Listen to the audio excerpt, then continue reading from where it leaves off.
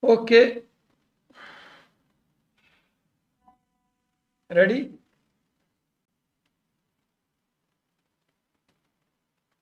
Are we live now?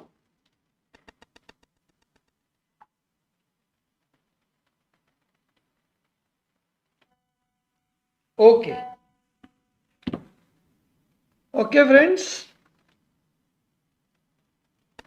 let me start. PYQ session. I am Dr. Ajay Yadav, Anesthesia faculty at DBMCI. So let's just start our previous year questions. So first we'll discuss, later whatever queries you have, we'll go to the session and we can discuss the queries, or anything specifically if you want to know, we can discuss that also. Fine. So let's start with 2023. Question number 1. Identify the maneuver being performed in given image. Head tilt, chin lift, jaw thrust, head extension, inline cervical spine stabilization. Actually, this question has been asked 2 times, and once in INI-CET also. So here what it is showing is head tilt and chin lift. But actually it is a triple maneuver. It is a triple maneuver which includes head tilt,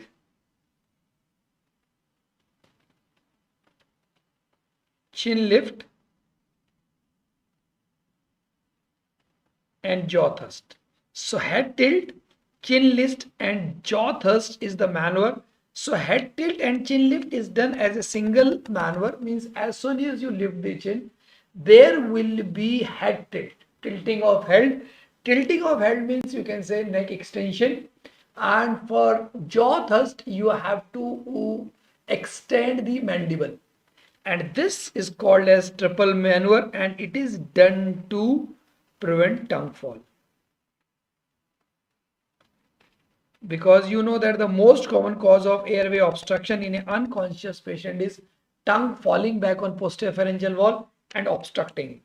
So this is the most basic method to prevent tongue fall. However, in a hospital setup, the very simple maneuver to prevent tongue fall is this Gudel's airway.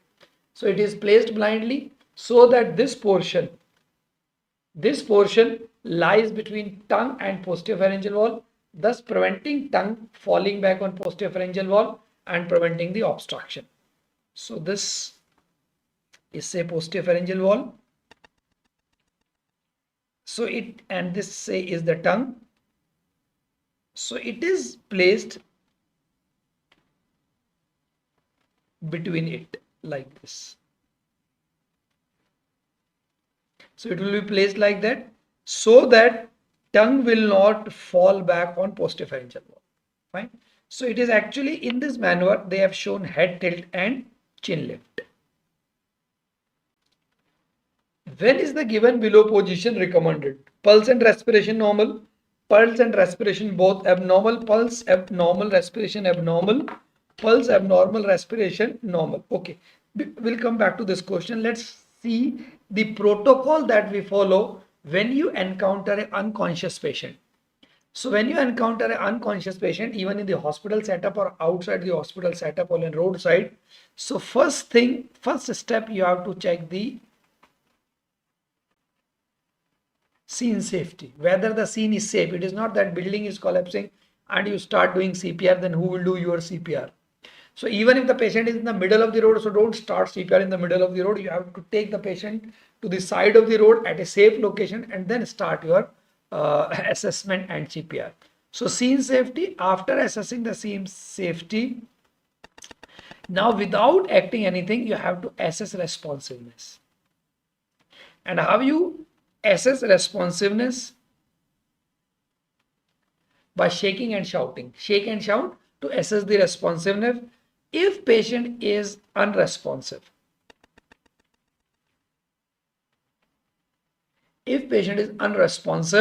then now they say the Western recommendation is call for emergency response team by app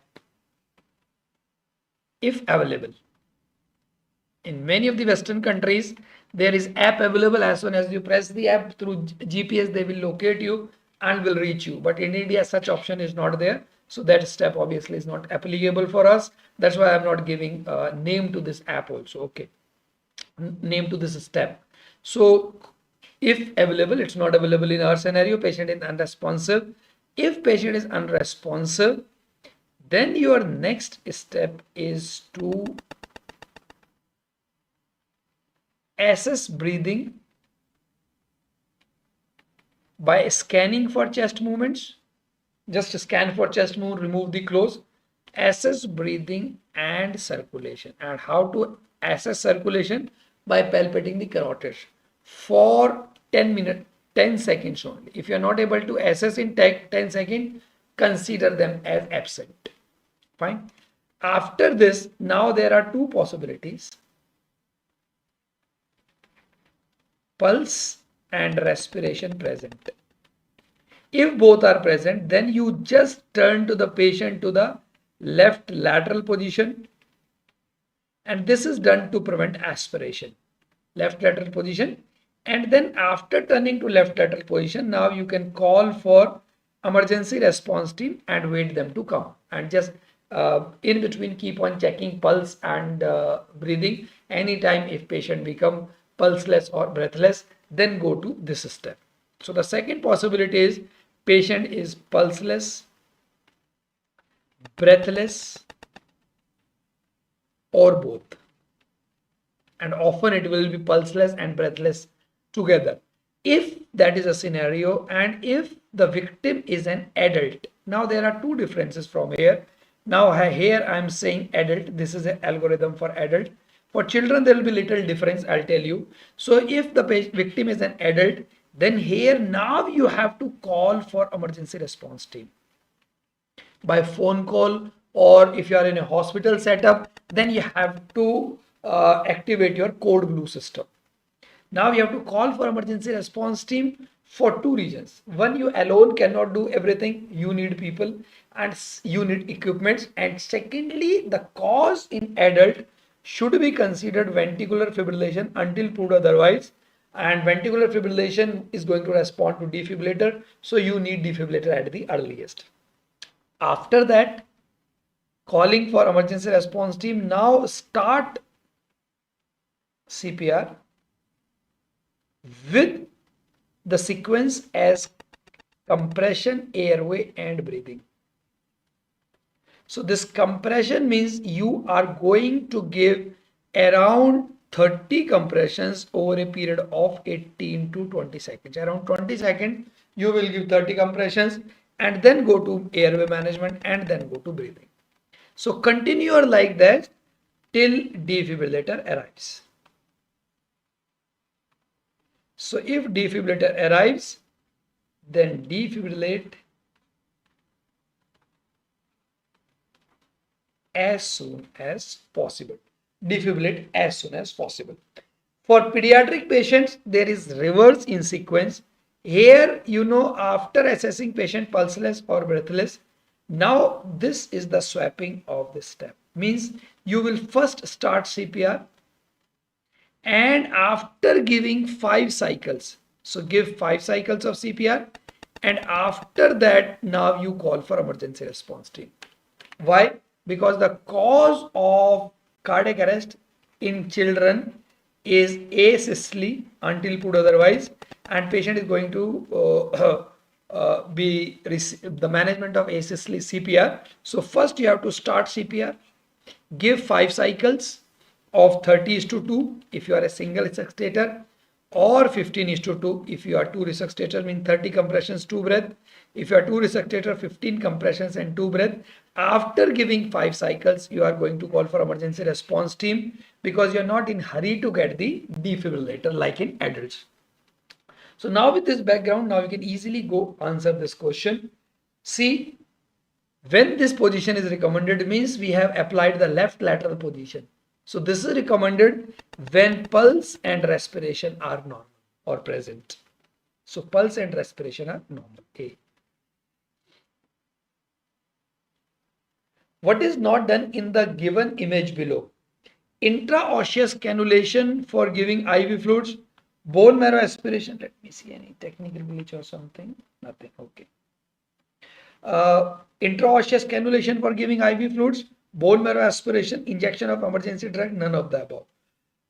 What is not done? It is intraosseous cannulation for giving IV fluids. This is actually a very important change, I will say, regarding intraosseous injection. Intraosseous means into a medullary cavity. So this is an emergency route. If you're not able to go for IV route, then you have two other options: intraosseous route or endotracheal route if patient is intubated. Now in intraosseous route, there is a major change in new guidelines. Now intraosseous route is recommended for all ages. Previously it was only for children less than 6 years. Now recommended for all ages. Anything can be given. Anything means you can even give fluids through intraosseous route. Not only emergency drugs, you can give even fluid through intraosseous route, and preferred over endotracheal. Previously endotracheal route was preferred, but now it is preferred over endotracheal. Fine. So, and intraosseous, the most common site is upper end of tibia. However, you can use lower end of tibia, you can use upper end of humerus, you can use sternum, any peripheral bone or tibia, any peripheral bone which you can pierce, you can use it. And it is an intraosseous set. You can see where very strong steel needle is there, which is with pressure cannulated into any of a peripheral vein, most often upper end of tibia. So what is not done? Intraosseous cannulation for giving IV drugs, yet it can be done. Anything can be given. Bone marrow aspiration, of course you can use it. Injection of emergency drug, yes. So everything can be done. So none of the above. 2022. Identify the equipment which is commonly used for COVID-19 patients in eyes. Huntsman mask, Venturi mask, non-breathing mask, simple mask. Okay. I'll show you. We'll come back to this question because this is a very important question. I think since COVID has started, I have not seen any exam where there is no question on oxygen delivery devices. So simple oxygen delivery devices. This is a simple oxygen mask. Simple oxygen mask, which is also called as Hudson mask and MC mask, means McCartney mask. MC mask. So Hudson mask or McCartney mask is most often used. This is a simple oxygen mask. This is nasal prong or nasal cannula, and this is Venturi mask. And what is there in our question? This is oxygen mask with reservoir. Difference from normal oxygen mask, there is no reservoir bag. Here there is a reservoir bag for oxygen. It is of two types: non-rebreathing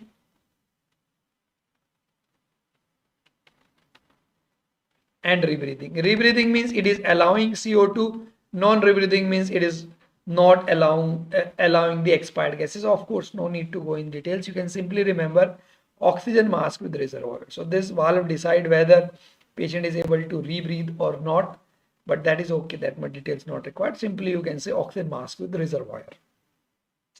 It can be non-rebreather or a rebreather.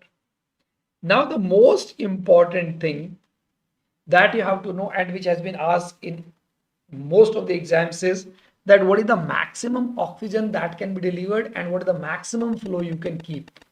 So you can say device maximum flow and maximum oxygen means maximum FiO2. So simple nasal cannula, maximum flow you can keep is 6 liter, and this is 6 liter per minute, and maximum flow you are going to get around is 0.44, means around 44%. With simple oxygen mask means Hudson mask or McCartney mask. Maximum flow you can give is 10 liter per minute, and maximum output which you are going to get is 0.6, that you can say is 60%. Oxygen mask with reservoir. Maximum flow is 10 liter per minute and maximum output is 0.8 to 0.9, 80 to 90%. So with the rebreathing mask, 90 or non-rebreathing mask, it is 80 like that. So generally range is 0.8 to 0.9. Venturi mask, 15 liter per minute, and the maximum flow you can get is 0.6, that is 60%. And Venturi mask, you know, is available at different colors. So every color deliver a fixed oxygen. Like if I am using green color, it will be 60% fix, and it is fixed. It will not be affected by the patient change in respiratory parameters. I'm using below means I'm using 35%. No need to remember the different colors. They don't expect it from you. But the only thing is Venturi mask, you get more accurate. Comparative to other devices, this is comparatively more accurate. That's the main difference. So now this is a very simple question they have asked. This is a non-rebreathing mask. C. Question number 2. Identify the nerve being tested for neuromuscular monitoring. Ulnar, radial, medial, metacarpal. This is of course ulnar. And the muscle used is adductor pollicis. Although they say ideal muscles for neuromuscular monitoring are corrugator supercilii or orbicularis oculi. However, and why they are ideal? Because their effect means effect of muscle action in these muscles parallel with the laryngeal and pharyngeal muscles. However, it is not possible to apply electrodes, so that is not used. So at most commonly used is adductor pollicis. So adductor pollicis is most commonly used because of the technical feasibility. You can see there is enough space to apply electrodes over the nerve supplying adductor pollicis, that is ulnar nerve, and then you can see the movement of the thumb, or you can do the recording also. Fine. So this is what is being ulnar nerve supplying the adductor pollicis. Which among the following are required for cannulation of a newborn baby? 22 gauge cannula, 24 gauge cannula, adhesive tape, 5 ml saline, normal saline, and these are the options. Okay. So they just wanted to ask that what should be the cannula size that you should use for newborns. So let's see. These are the commonly used cannulas. So this is gray, green, pink, blue, yellow, and one more is purple.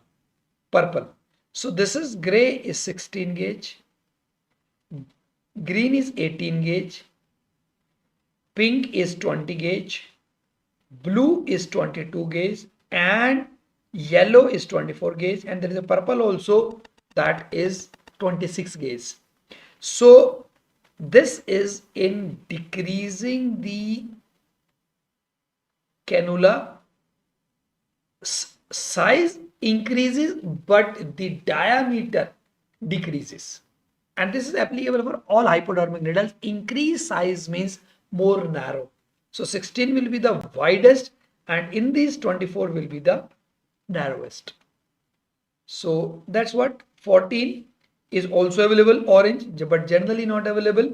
16 is gray, 18 I told you is green, 20 is pink, 22 is blue, and 24 is yellow, and 26 is purple. And the flow rates for gray 200, green 100, and pink around 65. So these are the three one you can remember. And these three, blue, yellow, purple, are pediatric cannulas. You can see they are very low flow, so they are pediatric cannulas. So these three are most often used for resuscitation. Mostly you will see in accident emergency gray, and most often in OT otherwise we are using green, and in ward for giving maintenance fluid or antibiotics we are using pink. So now let's see our question. So actually for a newborn, 26 will be a option. However, 26 in this has not given. So they just want to whether for a newborn you will be using 22 or 24. So of course 24 gauge cannula, and you have to need tape for fixation, syringe to see the flushing, and a normal saline. Obviously you will flush the cannula. So 2, 3, 4, 5. 2, 3, 2, 3, 4, 5. B. 21. A young male was given regional anesthesia with 0.25% bupivacaine, after which the patient become unresponsive and pulse become unrecordable. The best management would be CPCR with 20% intralipid, CPCR with soda bicarb, CPCR with dopamine, CPCR with calcium.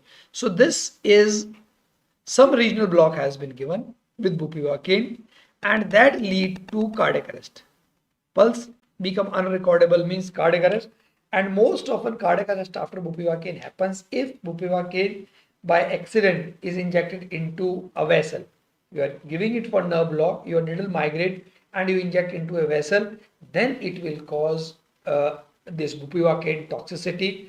And bupivacaine cardiotoxicity is really very important. It deserves special attention for number of reasons, because cardiotoxicity following bupivacaine deserves special attention due to number of reasons.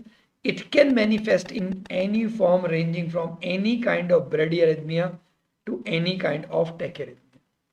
And ventricular tachycardia is not so uncommon with bupivacaine. Normally, we are using lignocaine for the treatment of ventricular tachycardia, while bupivacaine itself can cause ventricular tachycardia. And the drug of choice for the treatment of ventricular tachycardia caused by bupivacaine nowadays is amiodarone. Previously, it used to be bretylium, but new studies have shown amiodarone more effective. So therefore, nowadays we are preferring is amiodarone. And what is the antidote for bupivacaine? Antidote is 20% intralipid. And what this intralipid will do, it will simply, you can say, remove the or block the activated molecules of bupivacaine. So intralipid will block the activated molecules of bupivacaine. So obviously CPCR you will immediately start because pulse is unrecordable, and as an antidote we are going to give 20% intralipid. So A. What is the mechanism of action of local anesthetics? Block sodium channels, potassium channels, calcium channels, chloride channels. Actually, what is the mechanism of action of local anesthetics? Say this is a local anesthetic, and obviously for any drug, so this is say local anesthetic, and you know that for any drug to cross a membrane, it is the unionized form which is required, so undissociated form. So but once they cross the axonal membrane, they get dissociated, because it is this dissociated form which is going to block sodium channel from inside. Many drugs block it from outside, but local anesthetic block the sodium channel from inside. Blocking sodium channel means blocking depolarization and action potential. So this is the main mechanism. However, recent studies have proven that they also act on calcium channel, potassium channel, or chloride channels also. So if in this question, if all of the above would have been the answer, then it would be all of the above. Now I really don't know, but I can remember in this question, I think all of the above choice was there, but the question which I got is in this manner. So since all of the above is not given in this option, so of course we will go for sodium channels. But what I remember, I think it was like that, and they had given all of the above. Anyway, because that was very much expected question, because traditionally we know that local anesthetics block sodium channels, but there was a lot of studies to prove that they act on other channels also. So that was they were expecting. Question number 3. A 30-year-old male was intubated for surgery. The best method to confirm the position of endotracheal tube is X-ray chest, auscultation, capnography, chest expansion. Anything can be done. Chest expansion, when you ventilate, chest should expand, or auscultation, you will be able to see the air entry. X-ray chest may show you the presence of presence of tube in trachea, but these all things can be deceptive. The surest confirmation of intubation is only possible by two methods. Either you do the bronchoscopy or by capnography. Bronchoscopy is also confirmatory because that will tell you the position of your tube. However, bronchoscopy is not practically possible, so that is not done.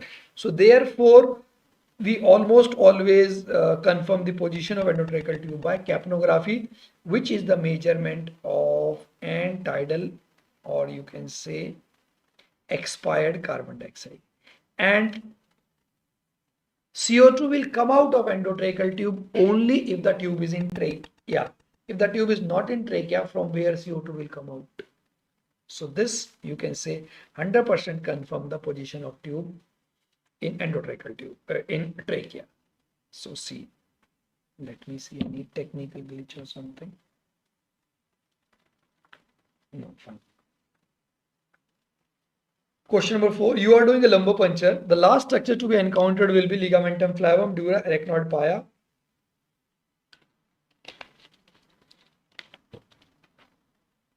So let's see the structure which are pierced when you are giving spinal anesthesia. Because again, spinal epidural, this is very commonly asked question. This is anterior, this is posterior.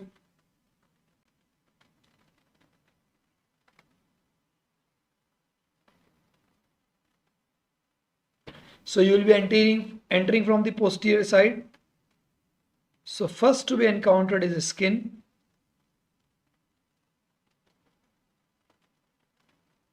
Skin. Below the skin is the subcutaneous tissue. Then is the supraspinous ligament, which connect the tip of spinous process, supraspinous. Then is the intraspinous ligament,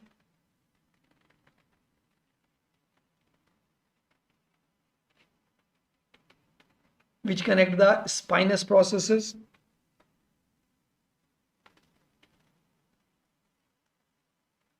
Then is the ligamentum flavum, which you know is also called as yellow ligament of the body. Flava means yellow. Then is the dura.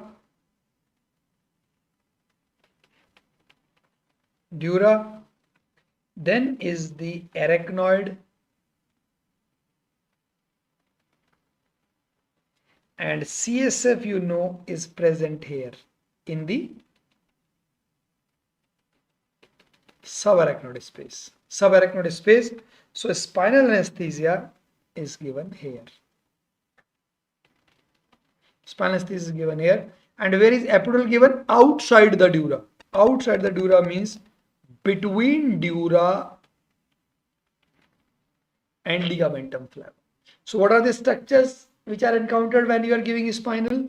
Skin, subcutaneous tissue, supraspinous ligament, intraspinous ligament, ligamentum flavum, dura, and this is arachnoid.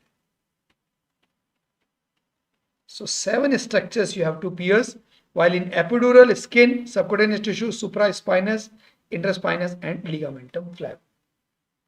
Now let's see our question. You are doing lumbar puncture. The last structure encountered will be, lumbar puncture means spinal. So last structure encountered will be arachnoid. And after arachnoid, you will get the CSF. C. The same question I told you, it was repeated. I don't know whether in NEET or INI CET, but it was repeated 2 times, that I'm very sure. And the same thing, we already have discussed. The image below done for airway management includes head tilt and chin lift. 2020. A 50-year-old patient with a history of hypertension and diabetes developed the following rhythm with BP of 90/40 and feeble pulse. What is the next step of management? So this is more detailed covered in your medicine section, but since they are asked, they are included in my questions, so I'll reply this. So this is what supraventricular tachycardia, PSVT. And in supraventricular tachycardia, if the patient is hemodynamically stable, then you can try this vagal maneuvers, adenosine 6 milligram, not responding, then adenosine 12 milligram. You can try if patient is hemodynamically stable. But if the patient is hemodynamically unstable, then the management is immediate cardioversion. Immediate cardioversion. So this is unstable patient, feeble pulse and low BP. So of course we will be going for cardioversion.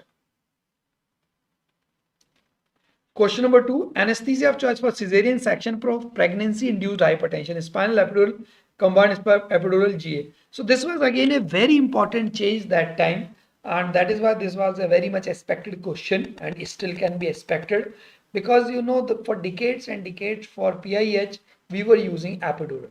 Why? Because PIH patients used to be considered as uncontrolled hypertensive, and after giving a spinal for uncontrolled hypertensive patient, they can go in sudden hypotension. So therefore, we were giving epidural because epidural comparatively causes less hypotension. However, practically this is not possible. Epidural is not a very good method for surgery. It is very good method for analgesia. And secondly, epidural onset is slow, and majority of the cesareans, they are coming as an emergency. We can't wait for 10 minutes for the effect of epidural to start. So we were giving spinal practically for years and years. But now officially they have included that spinal as an anesthesia of choice for PIH patients. So it is spinal. Many of the books you will find epidural. Before it was epidural, but now it is spinal. Question number 3.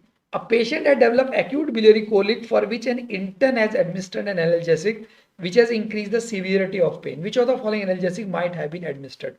Morphine, nefopam, diclofenac, nifedipine. Actually, this was also an expected question, but I was actually expecting this question in another way. Because you know that for decades and decades, this narcotics, opioids, used to be absolutely contraindicated for biliary colic. Why? Because they causes constriction of sphincter of Oddi, so that will increase the biliary duct pressure and can worsen the biliary colic.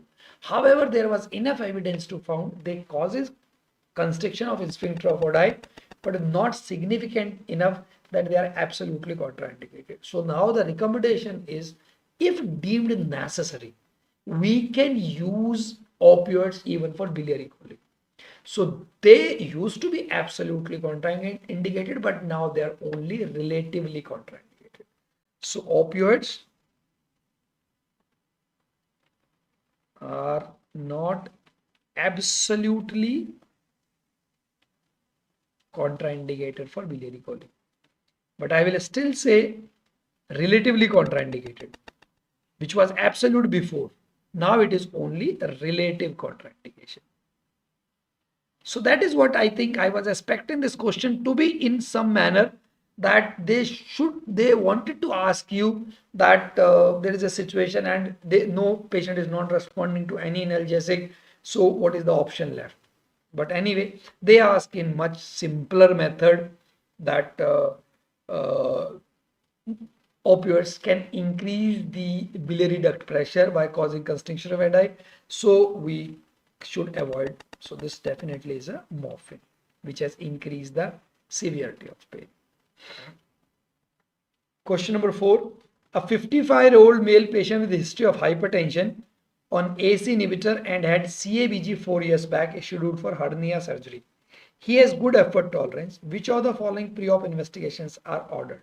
Routine pre-op evaluation plus clinical evaluation, routine pre-op plus clinical plus stress testing, routine pre-op plus clinical plus angio to look for patency, routine preoperative plus clinical examination plus VQ mismatch. See, it is a hernia surgery. Hernia is not considered as a major surgery because we don't expect much blood loss or hemodynamic fluctuations, number one. So therefore, if a patient has good effort tolerance, he underwent CABG, fine. He is a cardiac case. He underwent CABG. So if the patient has got good effort tolerance, you can proceed without any investigation. So, and most often they haven't mentioned open or laparoscopic. If it is an open, that means we will be doing under spinal. So that is even more safer. So therefore, if patient has good effort tolerance, then we can just do the routine pre-op evaluation plus detailed clinical evaluation of cardiac system. That should be enough. Maximum to maximum in this patient, you can just get a baseline echocardiography to see the how much is the ejection fraction. So that is also not a mandatory monitor. Yes, if patient they say effort tolerance is not good, or due to one or other reason you cannot assess the effort tolerance, because many times you know that the old age patient they have osteoarthritis knee, so we cannot assess the effort tolerance. So in that case we will be requiring stress testing, because we don't know what will happen if there will be stress. But if the patient is taking stress, moving nicely 1 kilometer, 2 kilometer, that means there should not be any problem. So in this it will be A. The following ETCO2 curve depicts spontaneous effort, bronchospasm, esophageal intubation, successful resuscitation. So the normal capnograph end-tidal carbon dioxide is like this. So this is inspiration. As soon as inspiration begins, CO2 falls to 0. Otherwise, this is the normal CO2 around, you can say 37 or 38 mmHg end-tidal carbon dioxide. Now, what is this notch indicating? This indicating that patient is trying to take spontaneous effort during a control breath.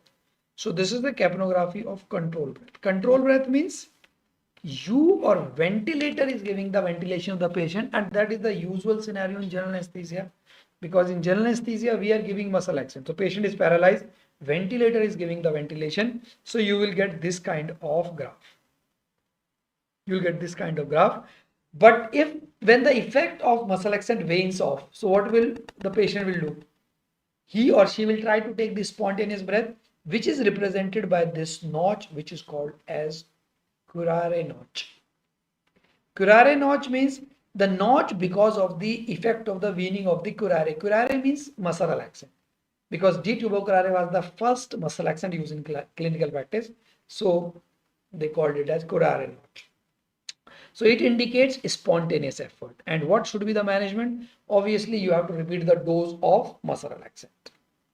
Let me see any technical glitch message. No, great. 2019. Which of the following is the most common method used to know the depth of anesthesia? BIS, esophageal contractility, depressed responses, hypotension. See, until few years back, we didn't have any monitor which can reliably monitor the depth of anesthesia. But then this BIS index came and became very popular, which is bispectral index monitor. Bispectral index monitor, BIS index. So this basically is a EEG derived monitor, but it analyzes multiple EEGs, and other than EEGs also it analyzes other things also. And the best part is you need not have any interpretation. So you just apply the electrodes over the forehead and connect to the monitor.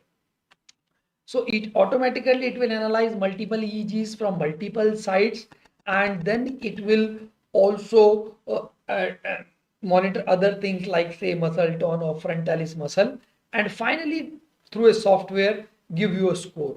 So for a fully awake patient, it will exhibit a score of 100. For a brain dead patient, needless to say, no activity of EEG, so score will be 0. While adequate depth of anesthesia, we say if the score is between 40 to 60.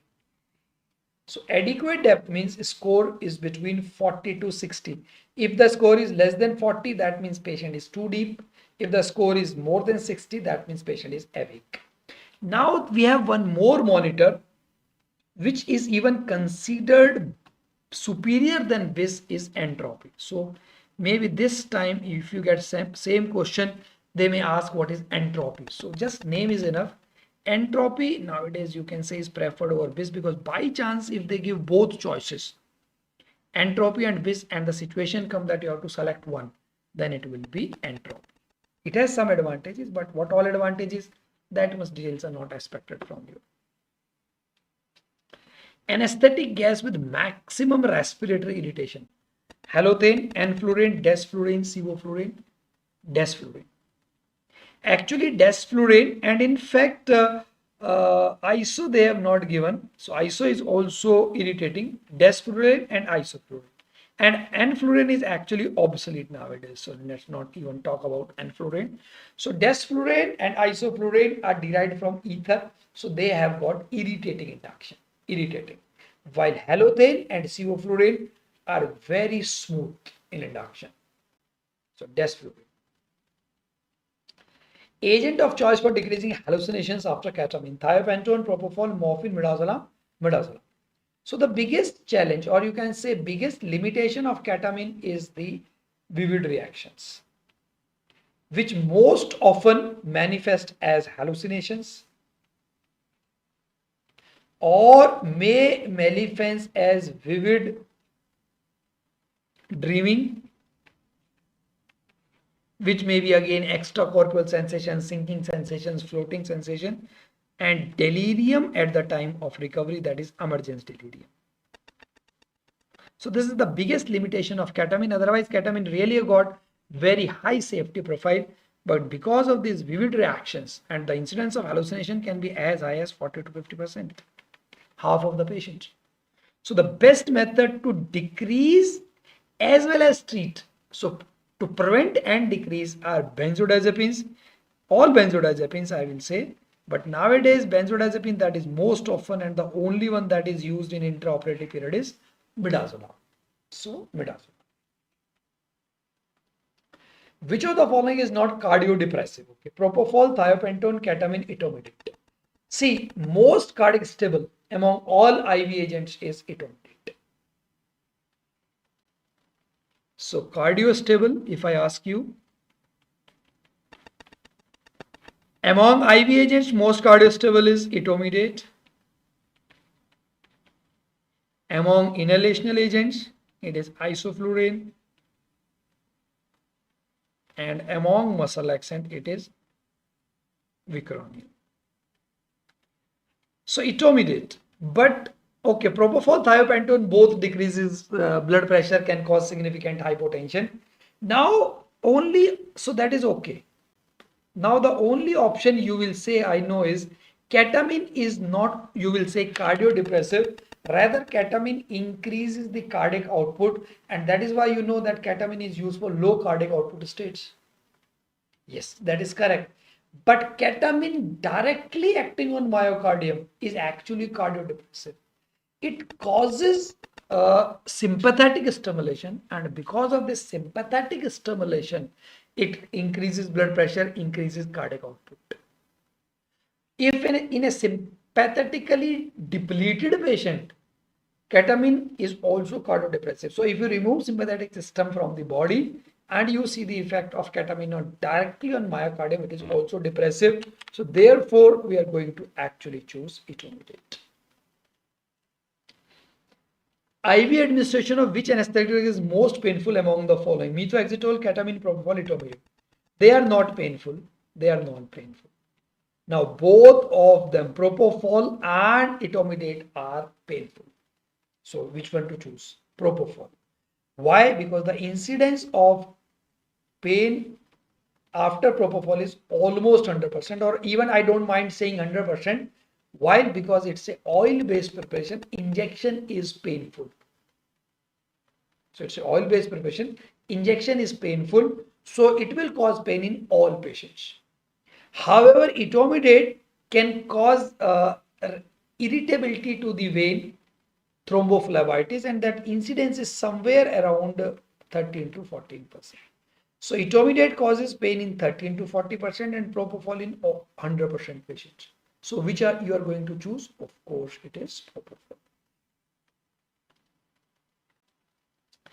Ideal inhalation agent: halothane, desflurane, nitrous oxide, xenon, xenon. Why xenon? Why it is an ideal inhalation agent? It is inert gas, so no systemic side effects. Inert gas, so no systemic side effects, no environmental hazard. See, all these anesthetic agents, particularly nitrous oxide, when released into atmosphere can cause ozone depletion, and they are one of the factors responsible for ozone depletion. But xenon is an inert gas, safe for environment also, no environmental hazard, no systemic side effect, and it is not only anesthetic, good anesthetic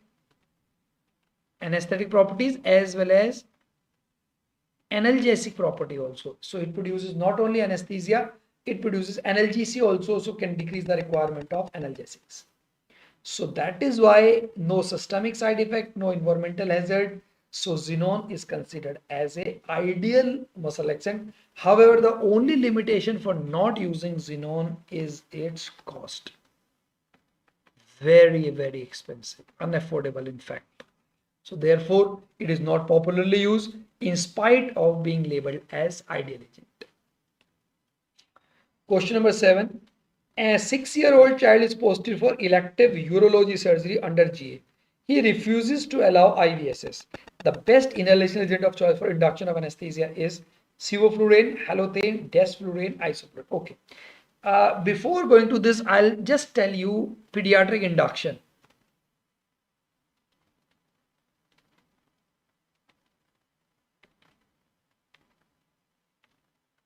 Because this is very commonly asked, very, very commonly asked. Pediatric induction. Pediatric induction, first agent of choice, if I ask you for induction, is always IV, propofol.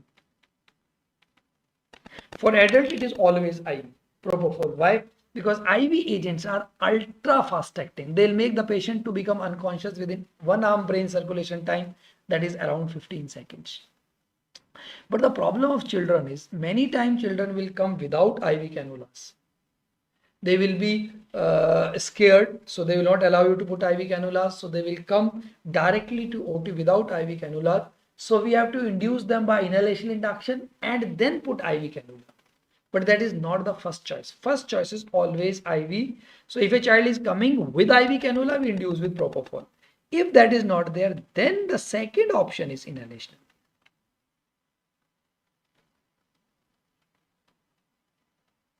This is very important to understand, because I have seen question. This is a very simple question, but I have also seen question, I think INICT or something, same, and they have given sevoflurane and they have also given propofol. So inhalational, among inhalational, first choice is sevoflurane, smoothest induction, and if sevo not available, second and last choice is halothane. Isoflurane and desflurane, they cannot be used. Why? Because we have discussed that they have got irritating induction. Because I have seen question, the child with cardiac disease, cardiac unstable, coming for surgery, which agent you will use for induction? So you say, oh, cardiac unstable, patient undergoing cardiac surgery, so ISO, and you get it wrong. For induction, either sevo, if not available, then halothane. Maintenance, you can use ISO, no problem, but never for induction. So here IVSS is not there, that is the question, so it will be sevoflurane.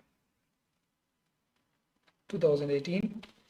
A 3-year-old undergoing squint surgery, initially heart rate was 140. After anesthesia and starting surgery, heart rate is 40. The next appropriate step is stop surgery, decrease plane of anesthesia, injection glycopyrrolate, injection atropine. See, sudden bradycardia during squint surgery. This is called as oculocardiac reflex. This, which is a very big issue during squint surgery. Our eyes should be continuously on the monitor to see this oculocardiac reflex, because the manipulation of ocular muscles, particularly medial rectus, can precipitate this oculocardiac reflex, which may precipitate as bradycardia, which can easily, if not detected, can easily proceed to cardiac arrest. So what is the management? This has occurred because of the reflex, because they are manipulating the ocular muscle. So what should be the management? Ask the surgeon to immediately release the muscle. Once you release the muscle, automatically the patient improves. If not, then of course you can give immediate atropine. But first will be definitely ask the patient to release the muscle. That means to stop the surgery. Circuit of choice for spontaneous ventilation, Maffelson A, B, C, D. So you know that breathing circuits which we are using nowadays, breathing circuits,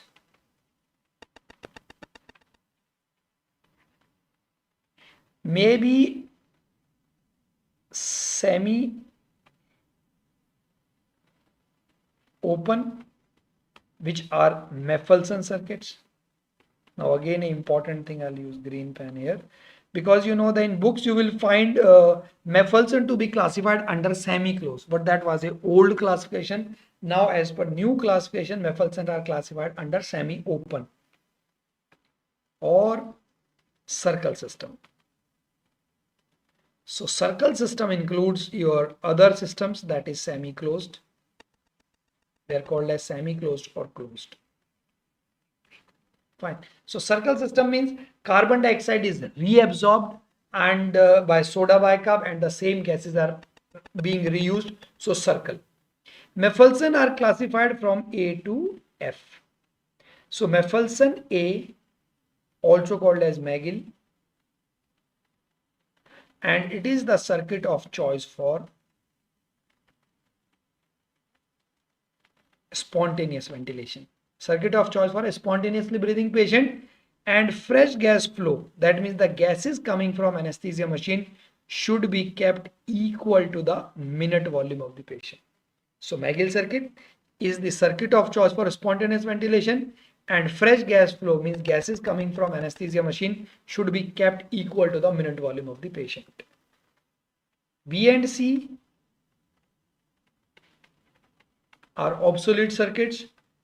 Maffelson D, a modification of Maffelson D, that is Bain, is most commonly used, and it is the circuit of choice for controlled ventilation.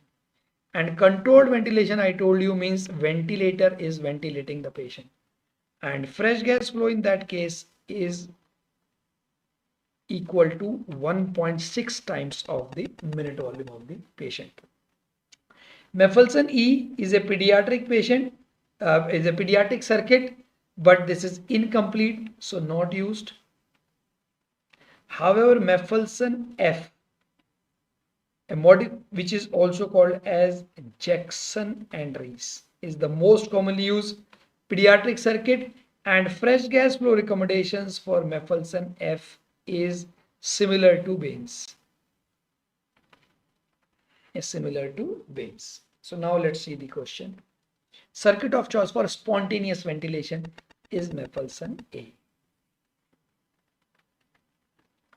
Most common nerve used for monitoring anesthesia: facial nerve, median nerve, radial nerve, ulnar nerve. Already the same question, repeat question we have discussed. That time it was an image based question. Most commonly used muscle is adductor pollicis supplied by ulnar nerve.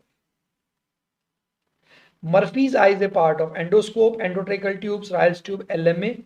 This is endotracheal tubes. And what is this Murphy's eye? This is an additional hole.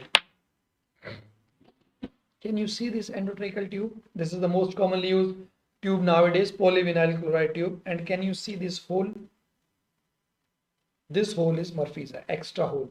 Now, what is the advantage of this Murphy's eye extra hole? Say by chance, if your tube, sometimes what happens, it is in trachea, but instead in the lumen, it is abutting the tracheal wall. So if it is abutting the tracheal wall, how will you ventilate? You can still ventilate through this Murphy's eye. So that is an advantage of Murphy's eye. So which is the part of normally available PVC tubes. This is an extra hole for ventilation. Modified Mallam putty grading is used for the assessment of difficult intubation, airway obstruction, death due to aspiration, intubation. Okay, what is this modified Mallam putty classification?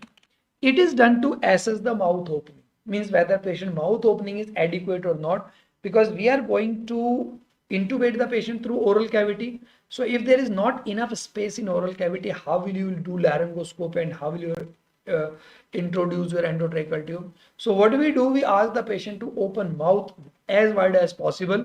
Then looking at the structure seen, patient has been categorized into 4 categories. So what 4 structures we are going to see?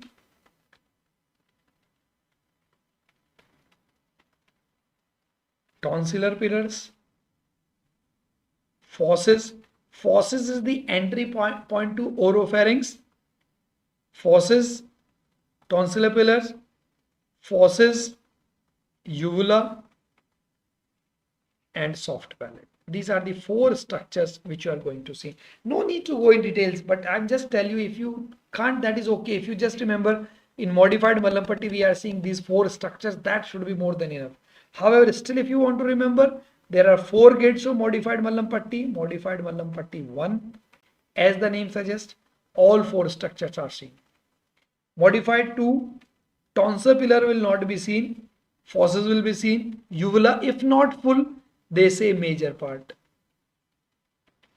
and soft palate obviously will be seen.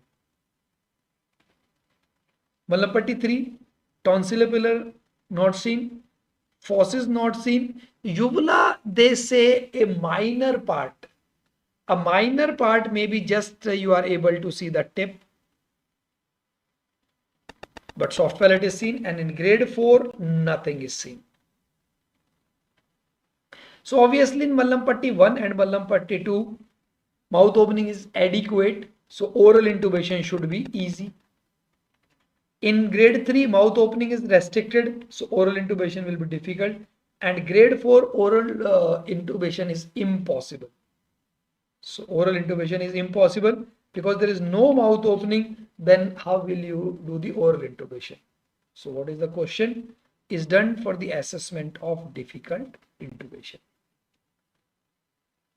Mu receptors are responsible for all actions except analgesia, respiratory depression, sedation, diuresis. See, if you get this kind of questions, they don't expect you that what are the exact actions mediated by mu1, mu2, kappa 1, kappa 3, delta. They don't expect that much. The only thing is, in such kind of questions where there's a lot of mugging is there, normally they just want to ask some concept. And this concept is that what are the actions of opioids?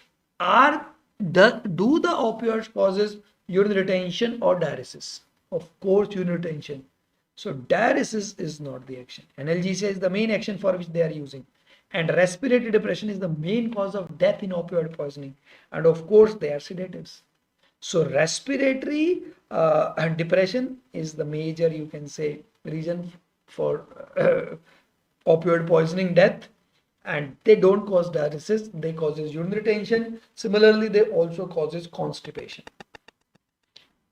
So urine retention and constipation are the major problem of opioids, and with constipation I will say particular because there is no tolerance to constipation also. EtCO2 immediately becoming 0 is seen in cardiac arrest, accidental extubation, malignant hyperthermia, venous embolism. Okay, EtCO2 suddenly becoming 0 means the graph was coming nicely and then all of a sudden you see there is no graph and the monitor is reading EtCO2 is equal to 0. What can be the causes? First thing that should come to your mind is extubation. We have seen that the capnography is most sensitive And if the tube is only in trachea, then only CO2 can come out. If the tube is not in trachea, from where CO2 will come out? So it will become zero and graph will become flat line. Or there is apnea, means there is no ventilation. No ventilation means no CO2, so it will become zero. Or complete obstruction of endotracheal tube. If the endotracheal tube completely get obstructed by secretion or get kinked, then how CO2 will come out of endotracheal tube, which your monitor can measure. So it will again become zero. Or endotracheal tube get disconnected from circuit. If it is get disconnected from circuit, then how CO2 will reach the monitor? So disconnection, which is also very common. Then another reason for EtCO2 becoming zero is cardiac arrest. Now, why there is EtCO2 zero in cardiac arrest? Because when there is no blood coming from periphery, then how CO2 from periphery will reach lungs, which can come out of endotracheal tube? So it will again become zero. So these are the usual causes where you find EtCO2 becoming zero. But in this question, we have both options, cardiac arrest and external extubation. Malignant hyperthermia, what you will see, CO2 production becomes very, very high. So CO2 will keep on increasing. It can even reach 80, 90 or 100 mmHg. And what you expect in venous air embolism? What an embolus do? Any embolism, air embolism, fat embolism, amniotic fluid embolism. What embolus will do? Embolus will block one of the segment of the lung. From that segment, CO2 will not come. So it will decrease, not will become zero. So both options are there, cardiac arrest and external extubation. Now what you will go for? Extubation. For two reasons. One, it is more common. And secondly, they ask immediately in the very next breath. What will happen in cardiac arrest? There is some CO2 which is present in lungs. So for few breaths, you will see that EtCO2 will keep on coming, maybe less, but will keep on coming. And because CO2 which is already present in lungs will keep on coming for few breaths and then it will become zero. But in extubation, in the very next breath, it will become zero. So they have asked immediately. So we'll go in favor of extubation, B. So that's it. That are the questions which I got. Maybe I think there were some extra questions also other than that. So now I'm going to the link, YouTube link. So if you have any doubt, query or anything else you want to know from me or any other question which we have missed here, you can just let me know. I'm just going to the link.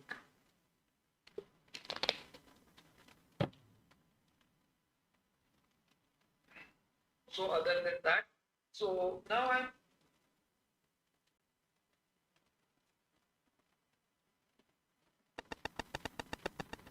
okay. So now house is open for discussion. I mean, if you have any query, doubt, discussion, just let me know.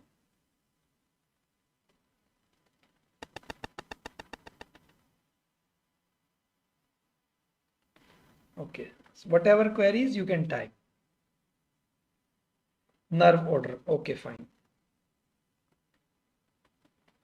PDF I'll do, Ajra, no problem. I will save and I'll send PDF.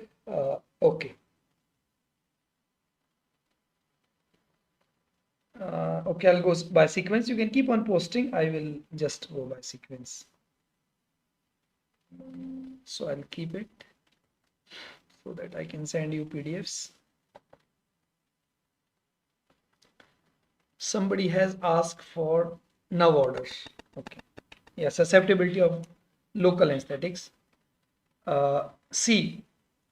And I'll tell you the reason that why there is discrepancies. And there is actually no reason for discrepancy, but I'll tell you what is the reason for discrepancy.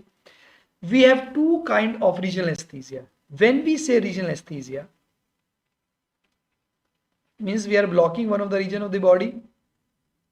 I don't know where is this Marina Trench. So regional anesthesia may be peripheral nerve blocks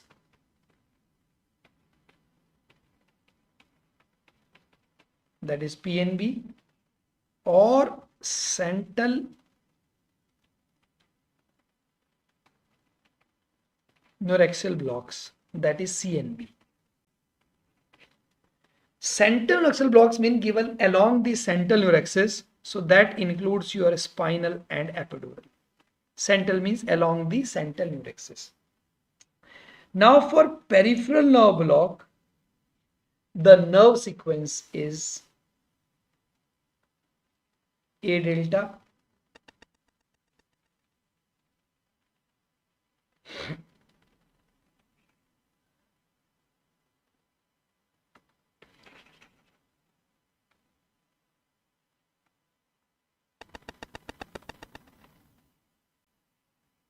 A gamma, A delta, then A alpha and beta they say simultaneously, and then B, and then C. So usually they will not give the subclass. So if they don't give subclass, then it is A, B and C. However, for central neuraxial block, it is B, A, C. And the susceptibility of nerve fiber to a local anesthetic depends on number of factors. One of the factors is a fiber diameter. So initially, only basis of the fiber diameter, they used to say CBA because the thinnest are C, thickest are A.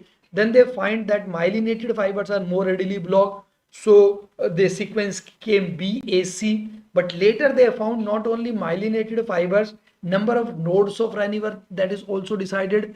And then anatomical location of the fibers, surrounding pH of the local anesthetics, so many factors are involved, that considering so many factors, nowadays for peripheral nerve block the most sensitive is A, and then B, and then C. However, due to difference in anatomy, anatomical variations, for central neuraxial block it is still BAC, and this is the reason for controversy. If they don't mention anything, then consider it as peripheral nerve block and the sequence will be ABC. However, if they specifically mention central neuraxial block, spinal or epidural, then it will be BAC. Fine. So I don't think there is any doubt regarding that. And this is the reason many students, they are sending me even these snapshots of Miller, sir, page number 1400, and I know the reference of the books also from where they have taken. This is correct. This is not correct. Wrong. They have taken the screenshot of Miller from the chapter of central neuraxial block, and the sequence is BAC. But they forget to see that there is another chapter that is for nerve blocks, peripheral nerve block, local anesthetics, which clearly mention that for all blocks other than central neuraxial block, it is A, B, C. Fine. So if specifically given, fine. If not specifically given, then consider it as peripheral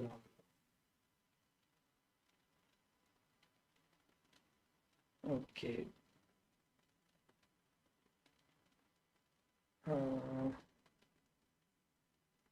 Nerve Water Madhu has asked, your drug of choice, train of 4.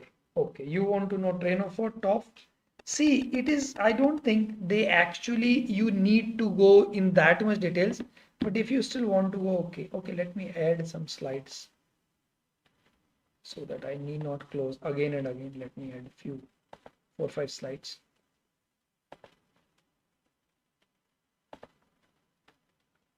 Okay. So actually train of 4,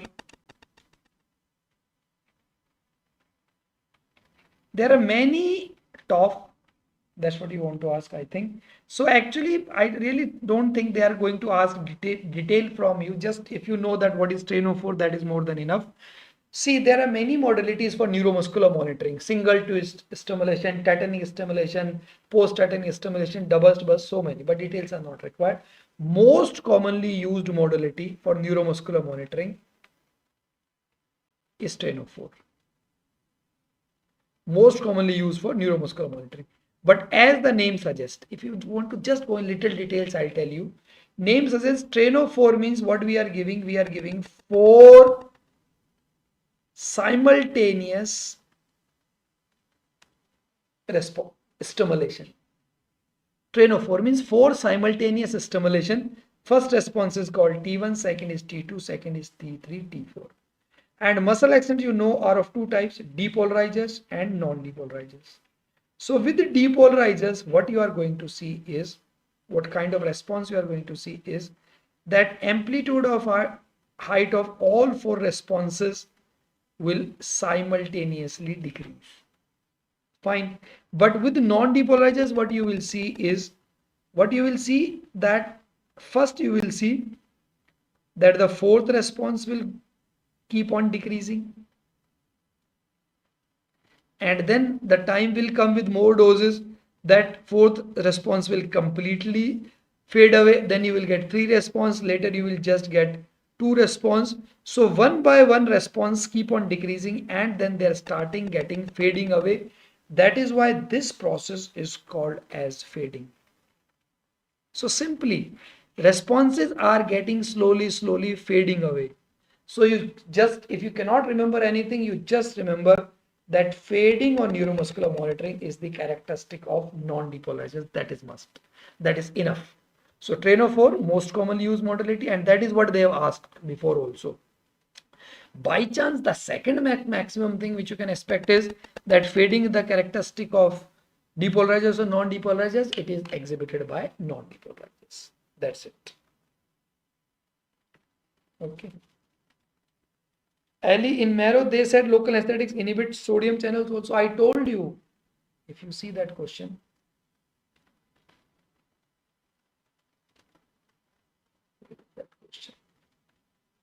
See, mainly they are still blocking sodium channels.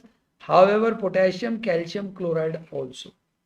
But if you have to choose one, then it is sodium. Yes, it is potassium, it is calcium, it is chloride. But mainly here we don't have options. So maybe sodium. So maybe you have just misinterpreted that statement of marrow. They would have definitely written they also block sodium channel. Clear, Ali? Shikha Yadav. Rapid sequence induction. Okay, Shikha.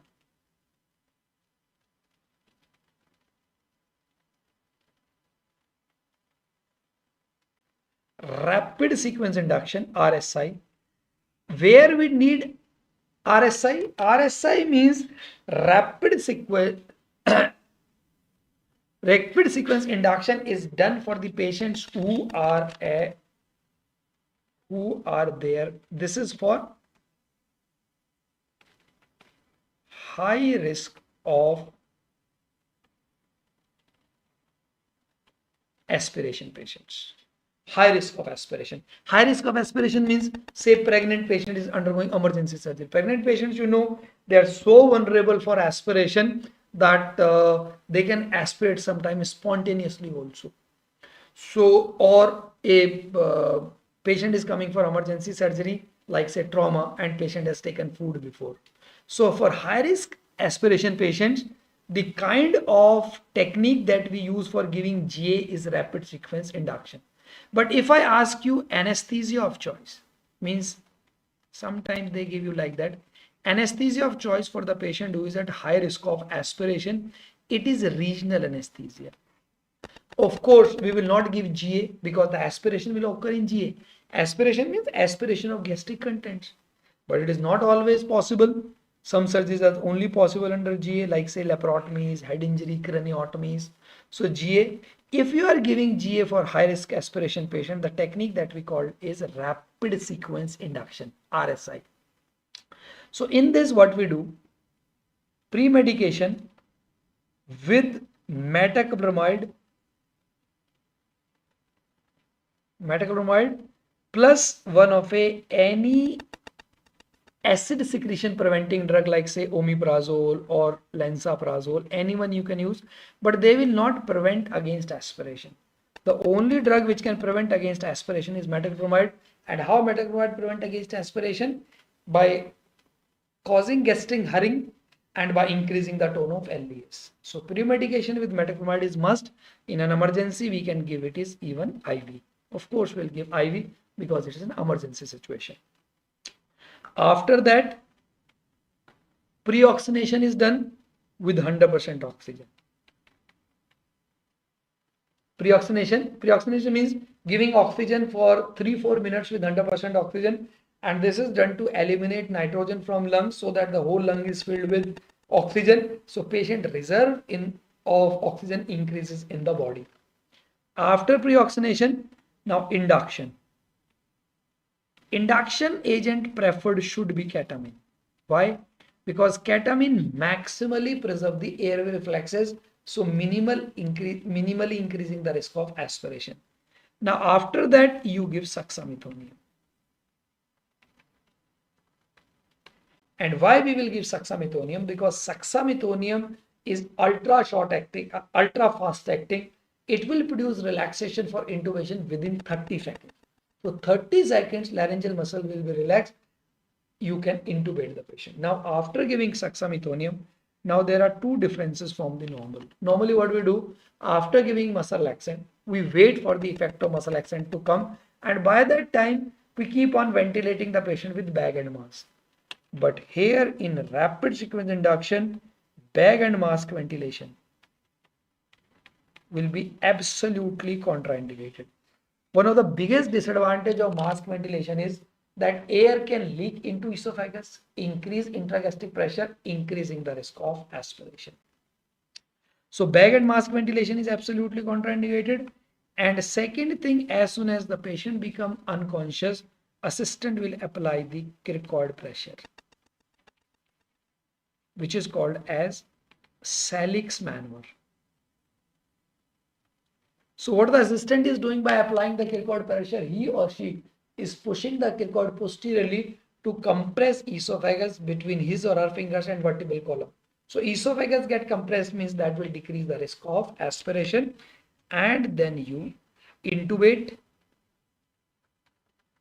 and inflate the cuff of the endotracheal tube, because cuff is the only method to prevent against aspiration, and only after inflation of the cuff assistant is going to remove the cricoid pressure. Now you can understood that why we use succinylcholine, because we are not giving bag and mask ventilation, so we have to intubate very fast, and the onset of action of succinylcholine is 30 seconds. By chance, if succinylcholine is absolutely contraindicated, then the second alternative is rocuronium, because rocuronium onset is around 60 to 90 seconds, not like succinylcholine. So if succinylcholine is absolutely contraindicated, then we will be using rocuronium. I think that should be clear, Shikha. Yes. Manu Garg, nerve block. I think the sequence of nerve you want to ask, that I have already told you. Sir, your prediction for this year. In the race, prediction regarding what?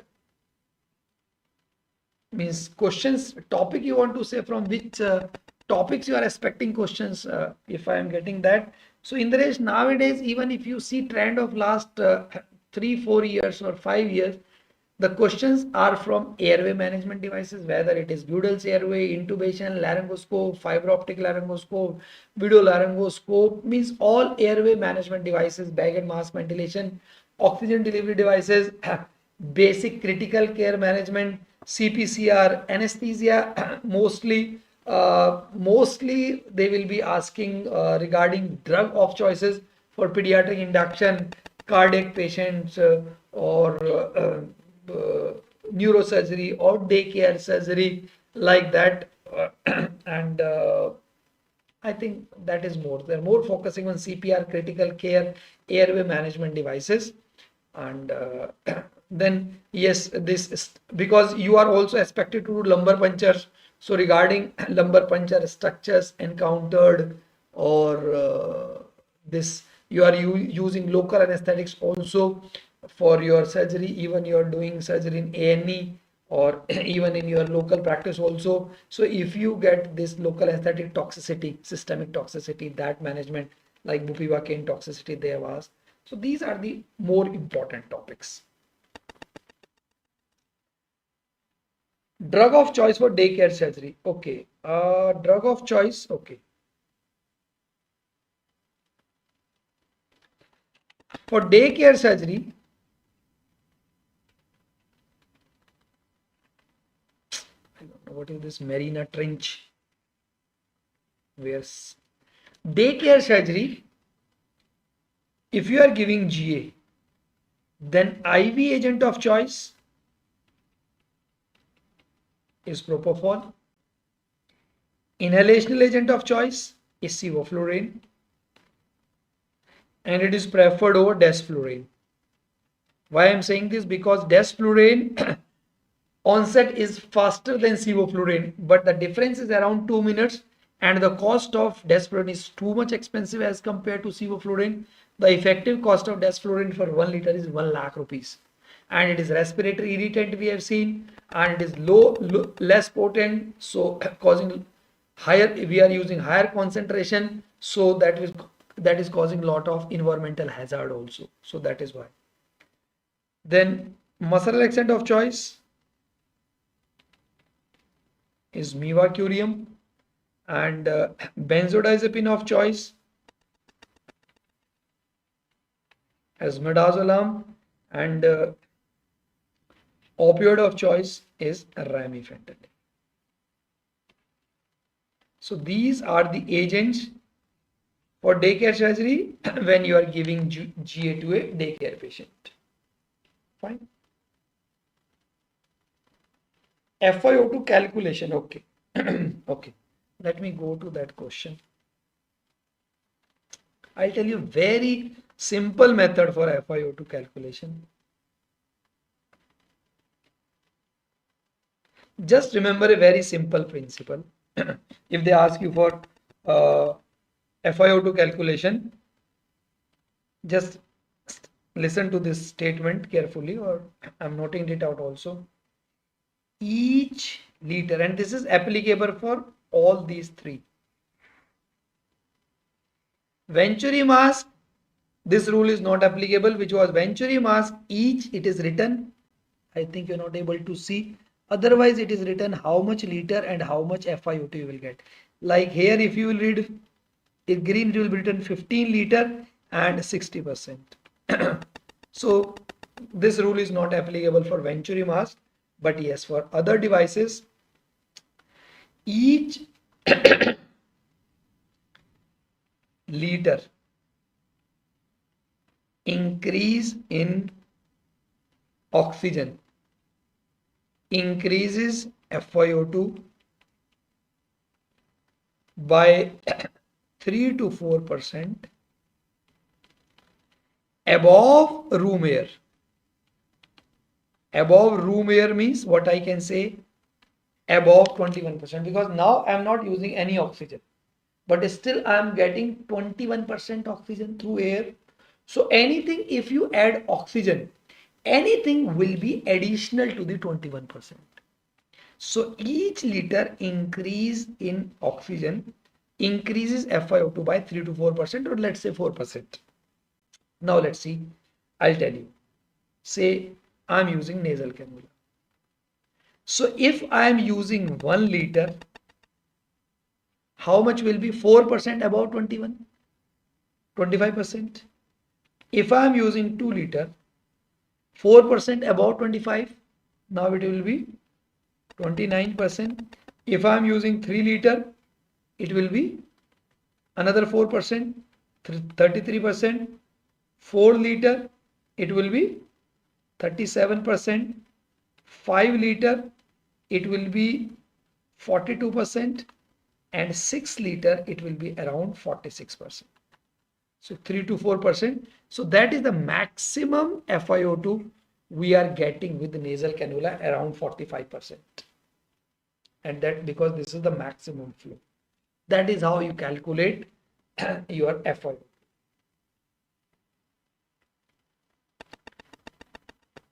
Fine, Mushraba. And can you tell the ventilator settings which are important? Okay, yes.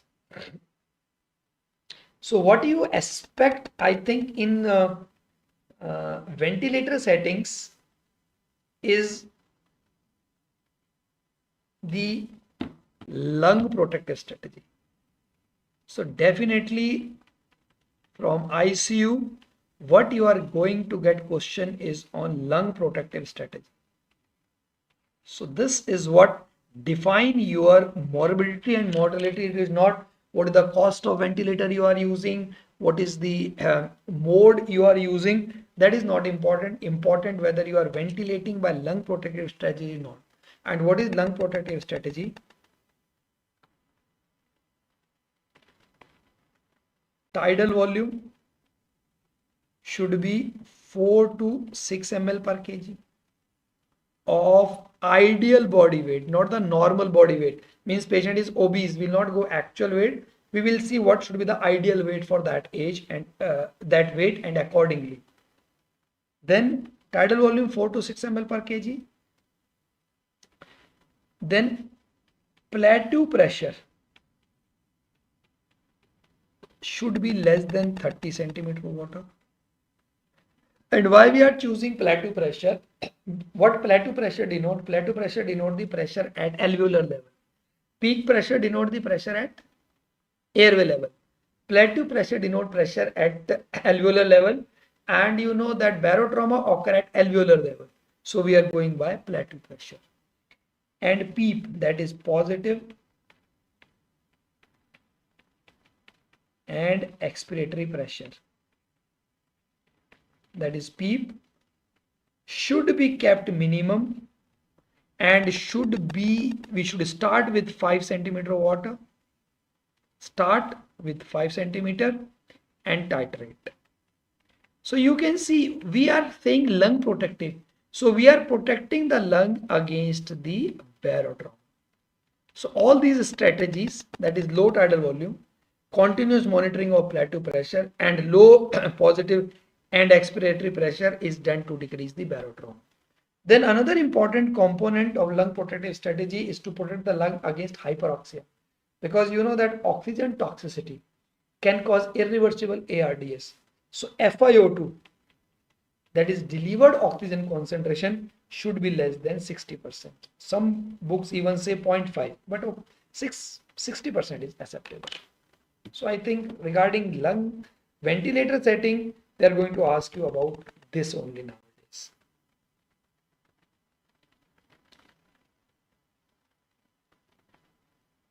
Okay, so Shika, already rapid sequence induction I already discussed.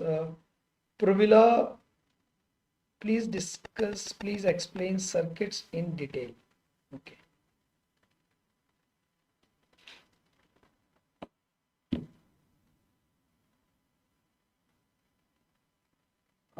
Okay, too much details no, but yes, some details I will try to explain. Circuits, breathing circuits. So circuits, you can say, are the connection between the anesthesia machine and ventilator and the patient. So they're connecting anesthesia machine to the endotracheal tube to deliver the anesthetic gases. So they were classified as open, means you directly pour the inhalation agent over patient mouth and nostril, and it was more or less applicable for ether, where we are putting a layer of gauze piece and ether was directly poured over that. But this is an obsolete technique. So open is obsolete. So nowadays what we are using is semi-open, semi-closed, and closed. So semi-open circuits are Mapleson circuits. And Mapleson, I told you, he classified these circuits from A to F. So let's first discuss Mapleson circuits. Mapleson A is also called as McGill circuit. McGill circuit, and this I told you is the circuit of choice. I will use the short form for spontaneously ventilation patient. See, when you are giving anesthesia, patient may be spontaneously breathing, but most often the patient is intubated and given muscle accent, so patient is ventilated by ventilator, so we call it as controlled ventilation. So it is the circuit of choice for controlled ventilation, and we have to keep some fresh gas flow.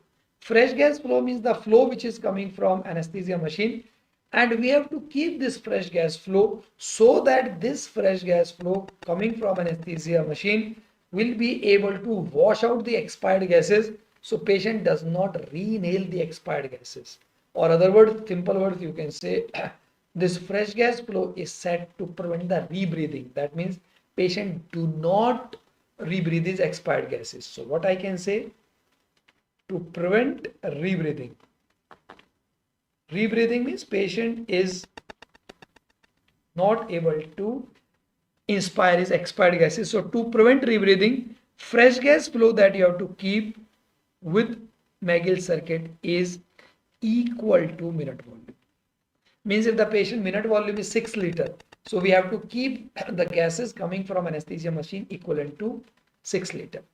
B and C, there were a lot of this Maffelson made some modifications in A to make B and C circuits, but they become actually disadvantageous, so they are obsolete.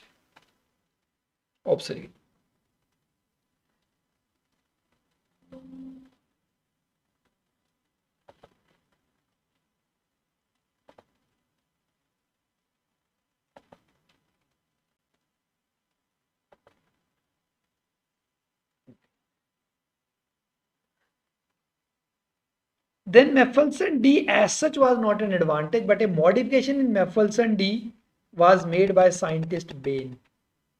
So what modification he did? He added a tube into other tube. So now he says the gases coming from machine will go through one tube, inside tube, and expired gases through outer tube. So mixing will not be there. So that is why this circuit become very, very popular. So and so that you can say it is the most commonly used semi-open circuit. And fresh gas flow recommendations for Bain circuit to prevent rebreathing. Okay, before that, it is the circuit of choice for controlled ventilation. So it is the circuit of choice for controlled ventilation, and fresh gas flow for controlled ventilation for Bain circuit should be 1.6 times of minute volume. Means if minute volume is 6 liter, you can say around 9.6 liter flow you have to give through the anesthesia machine. Maffelson E is a pediatric circuit but incomplete. A modification of Maffelson E, Maffelson F, which is also called as Jackson and Rees, is the most commonly used pediatric circuit. And fresh gas flow is similar to Bain's.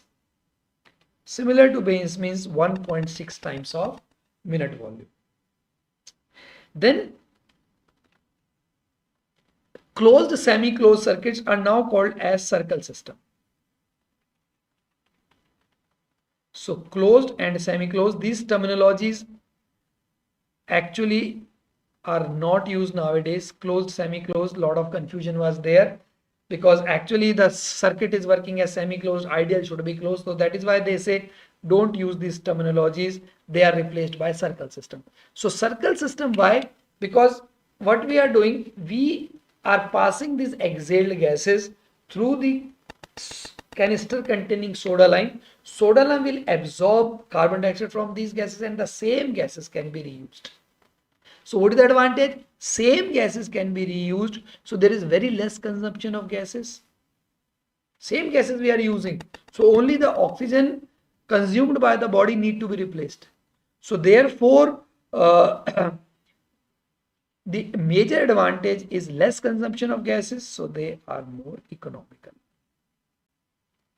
And same gases are being used while we have seen in Maffelson circuits, we have to exhale these gases into atmosphere.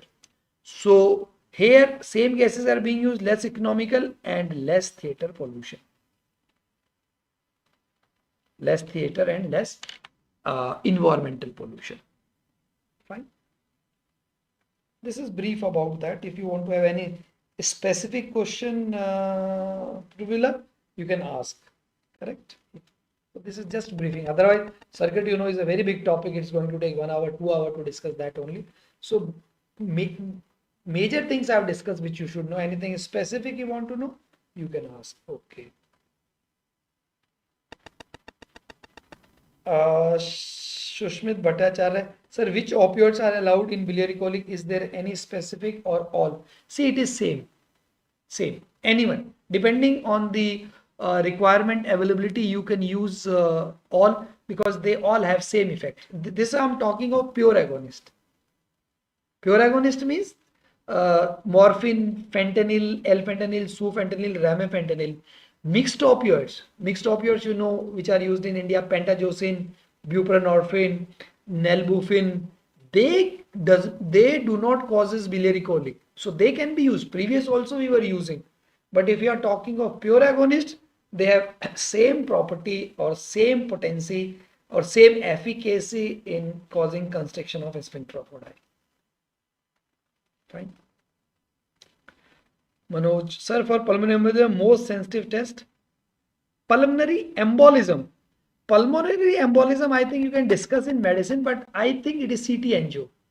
So, but we are doing in ICU. For pulmonary embolism, it is CT angio.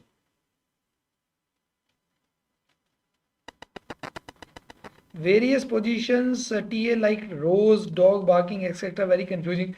Actually, no need to go in those so many positions also. See, what rose position is what?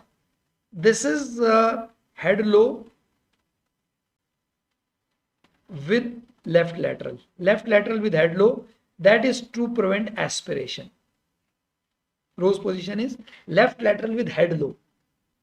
Fine. So that we have seen in a question also, patient put on left lateral, and then we also go for head low, so that this aspirated material will come out from the angle of mouth, because we are putting head low rather than going in lungs. So that is Rose position. Second position that is used is morning sniffing position. And what is this morning sniffing position? That is extension at atlanto-occipital joint and flexion at cervical spine. And this is the best position for intubation. This is the ideal position for intubation. So this is extension at atlanto-occipital joint and flexion at cervical spine, and this you can attain by just placing a 6 to 8 centimeter pillow below the occiput. So this morning sniffing position means when we sniff in the morning, we achieve this position, and this is the position in which they say when the dogs they bark, they achieve this position. But we are not veterinarian surgeons or veterinarian doctors, so we are not bothered about dog barking. The replacement, or you can say surrogate, of dog barking in humans is morning sniffing. Fine.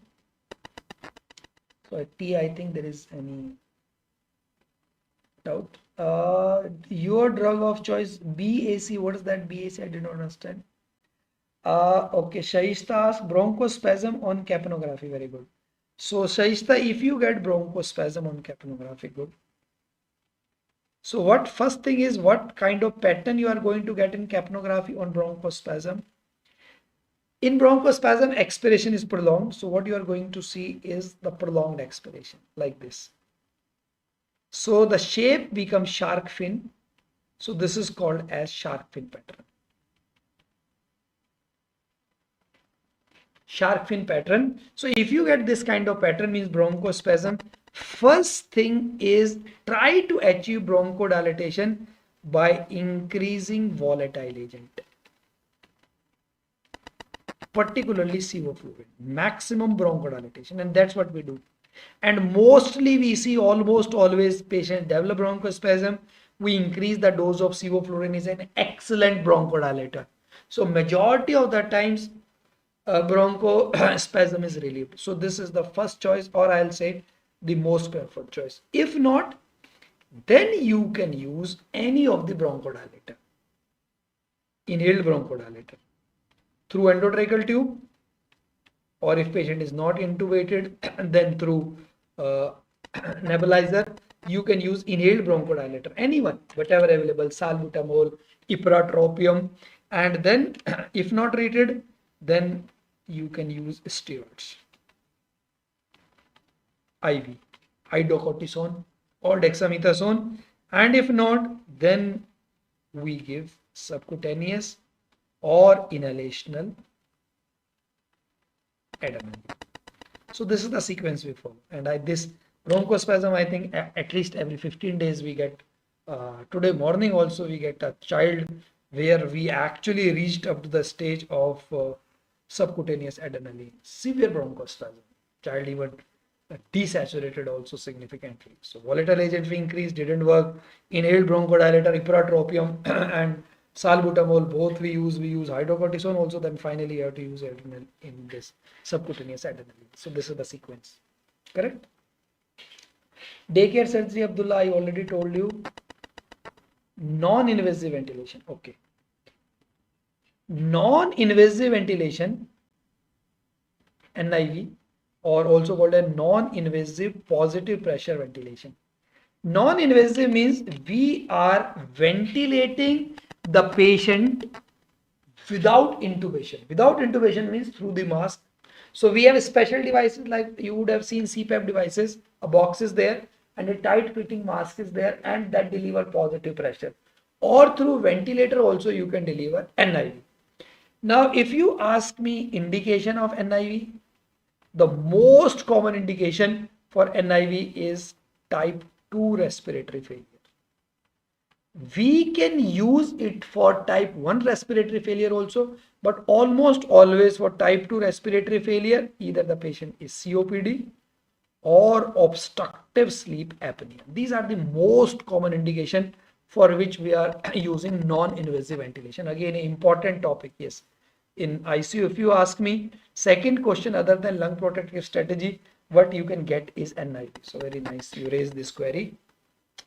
Type 2 respiratory and very much respected question in any of the exam. So mostly COPD or OSA, CO2 retention. Type 1 is oxygenation.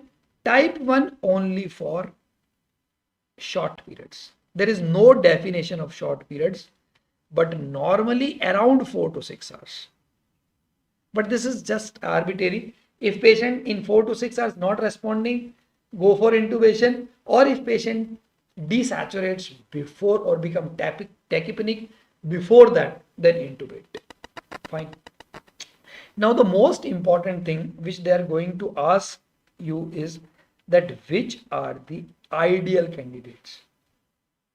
This is what they are going to ask you, is that for which patient you should apply. Obviously, first I told you is type 2 respiratory failure, CO2 retention, mostly COPD, asthma.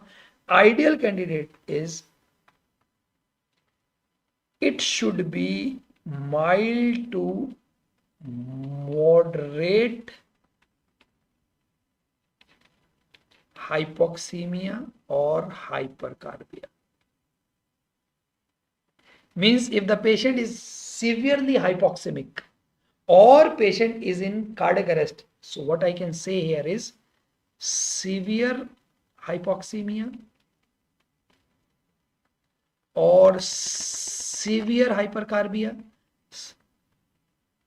or patient in respiratory arrest.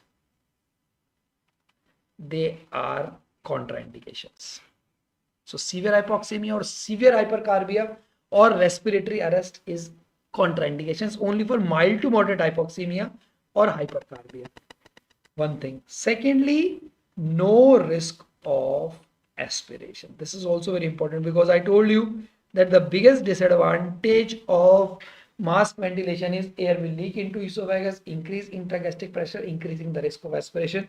So there is no risk of aspiration, means patient should not be unconscious. Means patient should be conscious.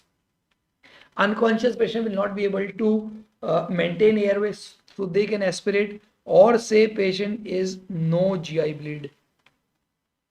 If patient has hematemesis or GI bleed, patient will aspirate, their stomach is full. So no risk of aspiration. And third thing is mask should be tightly fitting.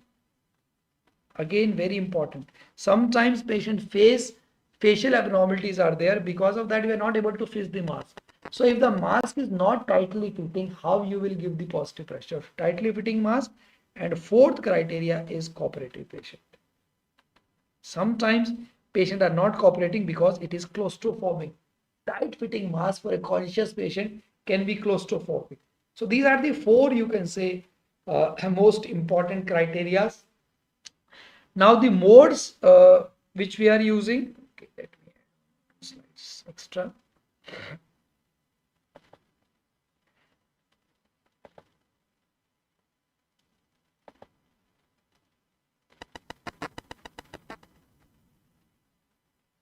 Now modes for non-invasive ventilation.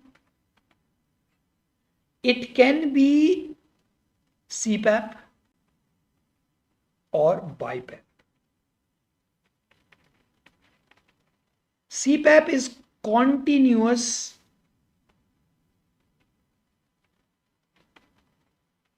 positive airway pressure. Actually, it is a little misnomer CPAP. It is just PEEP given to a non-intubated patient. Now, what is PEEP? Positive and expiratory pressure. So normally what happens during expiration, alveoli collapses and there is no gas exchange which is taking place during expiration. So if you give positive pressure during expiration, alveoli will remain open during expiration and gas exchange will take place during expiration. So this is PEEP. Now this PEEP can be given to only to a intubated patient. If patient is on mechanical ventilation through endotracheal tube, then only you can deliver PEEP. If you deliver the same thing to a non-intubated patient, so PEEP is actually for intubated patient. So CPAP is just the PEEP given to a non-intubated patient. So the word says continuous positive airway pressure, but actually we are giving positive airway pressure only during expiration, but to a non-intubated patient. So PEEP given to a non-intubated patient is actually called as CPAP. So it is not continuous positive airway pressure, it is given positive pressure only during expiration. In this BiPAP should be in true sense CPAP because it has two parts, inspiratory positive airway pressure and expiratory positive airway pressure. Expiratory positive airway pressure means we are giving same PEEP, or other word you can say we are giving CPAP, but we give continuous positive pressure during inspiration also. So both inspiration and expiration we are giving positive pressure. So BiPAP means during both phases of respiration, that is inspiration and expiration. And of course BiPAP is preferred over CPAP because positive pressure during inspiration ensures better delivery of the gases, better distribution of the gases, and positive pressure during expiration ensures that alveoli will remain even open during expiration. So therefore we are preferring BiPAP nowadays. So if you are new monitor, they have BiPAP and CPAP both, we always prefer BiPAP. But the conventional devices, they have only CPAP. If you have only CPAP, then you have no option, you have to use CPAP. Otherwise it's BiPAP which is preferred. Fine.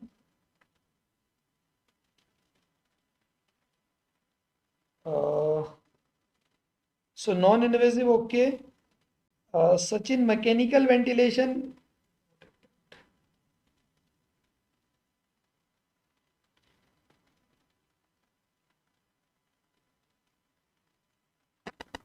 Okay, just I'll reload. I think just disconnected.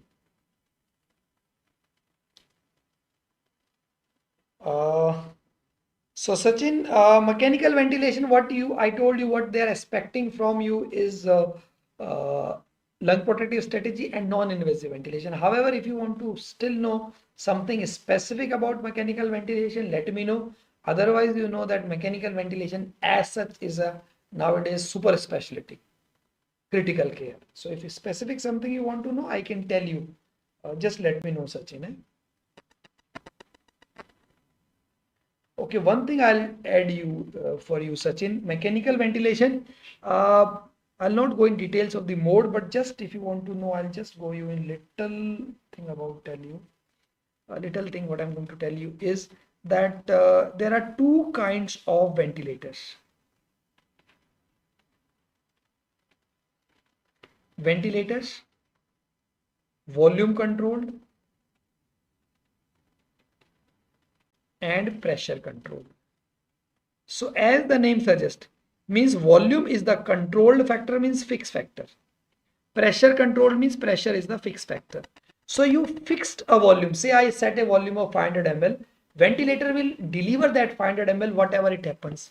So volume is fixed, is a controlled factor. So what is the advantage? No risk or decreased risk of hypoventilation. Whatever the volume you have set, you are guaranteed delivered. So there is no risk of hypoventilation. But disadvantage, you are giving the same volume and say patient airway pressure is increased or lung compliance is reduced and you deliver same tidal volume, that will increase the risk of barotrauma. Then pressure control, you set a pressure. Say I set a pressure of 20. Ventilator will ensure that at the time of the delivery of pressure, airway pressure is not going above 20. So that is ensuring, what is the advantage? There is less chances of barotrauma because airway pressure is not going above my set pressure. So that will not cause barotrauma. But the problem is volume is not fixed. So ventilator will stop giving when the set pressure is achieved. So by that time, inadequate delivery of tidal volume would have happened. So that will increase the risk of hypoventilation.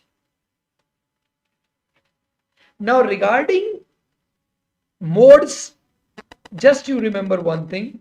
One mode is control mode. Control mode ventilation means whole ventilation is provided by ventilator. So there is no patient participation is there. But what we prefer is synchronized mandatory ventilation. Means we are giving mandatory ventilator with the ventilator, so patient doesn't have hypoventilation, but patient is also taking spontaneous breath, and this spontaneous breath is synchronized with the ventilator breath, means ventilator will not deliver its breath during expiration. It will deliver either between a patient's spontaneous breath or at least it will incorporate its breaths during patient inspiration so that patient and ventilator do not fight. And of course, wherever means almost always we prefer synchronized. We want patients should also take a spontaneous breath. If patient will not allow patient to take a spontaneous breath, then how we will be able to remove the ventilator? How we will be able to wean the patient? Correct? So that's enough. I think Sachin, or anything specific you want to know, let me know. FIU calculation already I told you, Sachin. CPAP, BiPAP, Talk Jahal already I told you. Ananya, Propofol. What about Propofol, Ananya, you want to ask? You have just written Propofol. What is your specific question? Musharaba Mohammed, thank you. Okay, Musharaba. Sir, where we can get PDF? Oh, good question. I also don't know. What I will do, I will send it to, I can only send to DBMCI concerned person. Now, how to contact him to get, oh, I don't know, because it's a YouTube session. I will ask the management team that how can they provide PDF to you. I can provide to them, but how they will provide to you, I think you need to coordinate. I'll ask them to provide it to you. Avinash, what, sir, about heart? About heart, what, Avinash, can you clarify? About heart, there are many things. So just let me know your spell. Do we need to study MAT scores? Actually, Zenith MAT score is a pure cardiology topic. So please ask your medicine faculty that how much details about MAT they are asking. But for one thing, what we do is we ask what is your MET score? MET score less than 4 or more than 4. More than 4 means patient has got good effort tolerance, and 4 means patient, they say, can block 4 blocks. 4 blocks means 400 meters. So we just simply ask that patient is able to walk 400 meters means 4 METs. If more than that means patient has got good effort tolerance. That is what we are doing. That's it. Other details of MET equivalent, I think you need to ask in your cardiology section, cardiology faculty. Telegram channel का link I will send here. Where? To this YouTube group, Hazira? If yes, then I will send it here if I can. Okay. Tell about BiPAP and CPAP already, I think already done. Prudvila, thank you. Okay. So Abhinit, that's what I was telling is control mode is control mode ventilation, means all ventilation is delivered by ventilator, and this is we are talking of SIMV, that is synchronized intermittent mandatory ventilation, or simply you can say SMV, synchronized mandatory ventilation. That means patient spontaneous breath is also there, and ventilator is also giving mandatory breath, and ventilator is synchronizing with the patient spontaneous breath. So that is SIMV or IMV, correct, Abhijit? Sir, in case of HELP syndrome and severe PIH, did we give G or spinal? See, HELP syndrome we can't, because HELP syndrome means low platelet. So platelet, what criteria we keep for platelet is, if the platelet count is more than 80,000, we can safely give spinal or epidural. 50 to 80,000 is also a relative contraindication. If you feel that GA risk is very high, so we can still give spinal. Less than 50, obviously, it is absolute contraindication for regional anesthesia. Absolute contraindication for spinal. So HELP syndrome depends on the platelet count. If platelet count is still more than 80,000 and the patient is even having severe PIH, we can give. But we are talking of pre-eclampsia. If eclampsia means convulsion, we have to give GA. We cannot give spinal. But pre-eclampsia, we can give severe PIH, we can give spinal. HELP syndrome, we can still give subject to condition if platelet count is above 80,000. Clear? Modes of ventilation, Pudvela, I told you. Just non-invasive, I told you, and control mode and SIMV is more than enough. I don't think there are at least 20 different modes. If we start discussing that modes, that we can take around 2 hours, and they don't expect that much from you. Okay. PEEP, Superman, I already told you, positive and expiratory pressure. So positive and expiratory pressure, we are giving this positive and expiratory pressure to keep the alveoli open during expiration, so that gas exchange can take place even during expiration. So what do you think should be the indication of PEEP? Where there is a problem with gas exchange, that is ARDS or pulmonary edema. But the disadvantage of PEEP is all the time there is intrathoracic pressure is positive, so that will increase the risk of barotrauma. That is why I told you that as a lung protective strategy, we have to use minimum PEEP starting with 5. FiO2 already I told you, this is ideal, and how to calculate FiO2 and how much FiO2 is delivered with each kind of oxygen delivery devices, that also details we have discussed. Anuba, what are the criteria to meet before extubating the patient? See, the criteria to meet extubation is that what are the criteria for intubating the patient. So those criteria should be reversed. So those criteria should be reversed. So usually I will tell you the important criteria for extubation.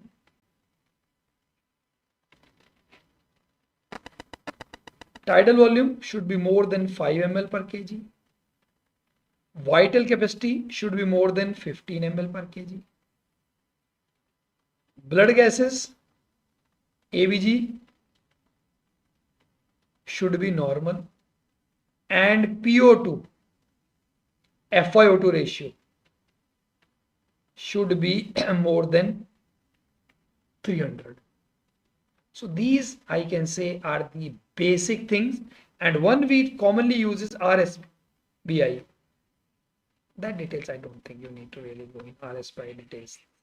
Rapid shallow breathing index, I don't think you need to go in that much detail. So these are the basic criteria for extubation. Otherwise, this is a very big list, but from you they can expect maximum this. Use of CPAP already we have discussed for type 2 respiratory failure as non-invasive ventilation.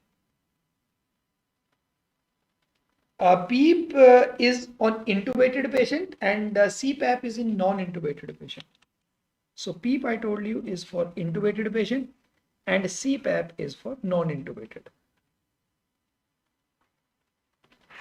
through mask. Rajnit Ram, different type of cylinders. Okay. Cylinders, okay. So important thing in cylinders that you should know, the most important thing that you should know is the color, and second is the pressure. That is the two most important thing you should know. So oxygen, the color is black body with white shoulders, and pressure is 2000 pounds per square inch. Second commonly used is nitrous oxide, which is stored in blue color cylinders at a pressure of 760 psi. 760 psi. Then Antonox, which is a mixture of 50% oxygen and 50% nitrous oxide. So the color is blue body with blue and white shoulders. Blue body and blue shoulders indicate nitrous oxide, while white shoulders indicate oxygen, and the pressure is same like oxygen, that is 2000 psi. Then carbon dioxide, which is not used in anesthesia but still you see in OT for laparoscopic surgeries. So it is gray color at a pressure of 760 psi. 750 in fact, so it's same 767. That's it.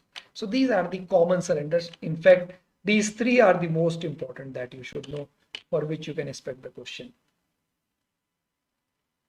Fine, Rajit Ram. Okay, thank you. Pradvila, thank you. Okay, leak test. Okay, leak test is to see whether the patient is fit for extubation after prolonged intubation, that is in ICU. So there are actually what we do. So criteria for leak test is we deflate the endotracheal, we deflate the cuff of the endotracheal tube. If we deflate the, see this is trachea, and this say is a endotracheal tube, and there is a cuff to seal it. So in leak test what we do, so whatever the volume I am delivering through endotracheal tube, it cannot get leaked because of the cuff. So whatever the volume I am giving, the same volume should be exhaled out, expiratory volume. Now if I deflate this cuff, so if I deflate this cuff,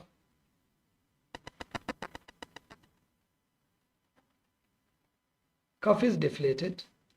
So now there should be leakage from the sides. So my inspiratory and expiratory tidal volume should be different. Expiratory tidal volume should be less.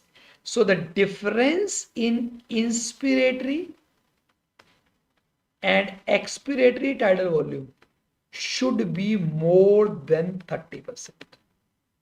If that is there, we say positive leak test, means leak is happening. That means there is no tracheal wall edema. So if there will be significant tracheal wall edema, which can happen after prolonged intubation, see there is significant edema of the tracheal wall, then leak will be less. If there is severe tracheal edema, Like yesterday also in one patient, for 3 days we are trying so much tracheal edema is that the leak test is coming 0%. So imagine the kind of tracheal edema all around the tube. So we are not able to extubate the patient for last 3 days because leak test is coming 0 to 5% only difference. And ventilator, they automatically, you press the leak test, they will automatically calculate inspiratory expand, they will give you the final values. But manually you can also check. Fine. So difference should be more than 30% or absolute volume more than 110 ml. Leak of the volume should be more than 110 ml. Means if you are giving 500 ml of the tidal volume inspiratory, 30% means around 180. So expiratory volume should be 30% of 500 is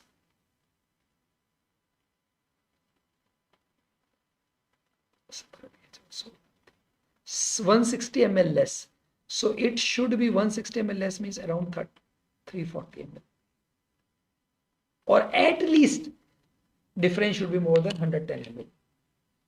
Fine. Clear? That's a leak test. Any doubts? Anything else? Or I think okay then. There is no more queries. Okay then, I'm closing the session.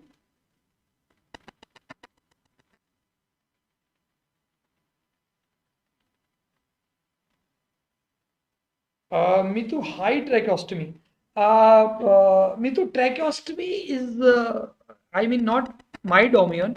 That is covered in your ENT. So you can discuss details of the tracheostomy with the ENT faculty because they are covering tracheostomy. We are doing percutaneous tracheostomies for our ICU patients. However, tracheostomy in detail, surgical tracheostomy is done by ENT people. So we are also writing referral to them for our surgical tracheostomies. Percutaneous we are doing, but surgical they are doing. So it is covered in ENT section. Fine. Okay then. Good night and my best wishes. Hope you all are going to come with the flying colors in your NEET PG. It's just approaching election results and NEET PG. So I'm sure you will be coming out with flying colors. Thank you very much for attending. Any query if you have, I'll try to send my Telegram link here or barcode. So if you have any queries, you can ask me on Telegram also. Fine. Thank you very much for joining. Okay, I'm exiting out.